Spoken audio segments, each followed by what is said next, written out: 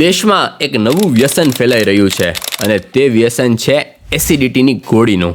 તમે દબાવીને એસિડિટીની ગોળી તો ખાઓ છો, પણ એ ભૂલી જાઓ છો કે એસિડ જરૂરી છે પાચન માટે, તમારા શરીરમાં રહેલા ન્યુટ્રિશનને, વિટામિન્સને એબ્ઝોર્બ થવા માટે જરૂરી છે અને તમારા મેટાબોલિઝમનું સિગ્નલ પણ આપવા માટે જરૂરી છે.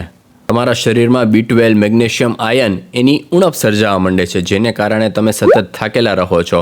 ઘણીવાર એને લીધે હૃદયને પણ શ્રમ વધારે પડે છે અને હૃદયને ઓક્સિડેટિવ સ્ટ્રેસ આવે છે, જેને કારણે ઘણીવાર હાર્ટ એટેક આવવાના ચાન્સ પણ થોડા વહેલા થઈ જતા હોય છે. પેટમાં પાચન પણ નબળું પડે છે અને અન્ન તેવું મન, એ વાત તો આપણને ખબર જ છે. એટલે જો પાચન નબળું હશે તો તમારો મૂડ, તમારી કોગ્નિટિવ ઇફેક્ટ, તમારી યાદશક્તિ એ બધા ઉપર અસર આવશે. અને જ્યાં સુધી આપણે ખોરાક નથી બદલતા, રહેણીકરણી નથી બદલતા, ત્યાં સુધી આપણે ફક્ત થીગડા મારીએ છીએ, મૂળ પ્રશ્નનું સમાધાન નથી કરી રહ્યા.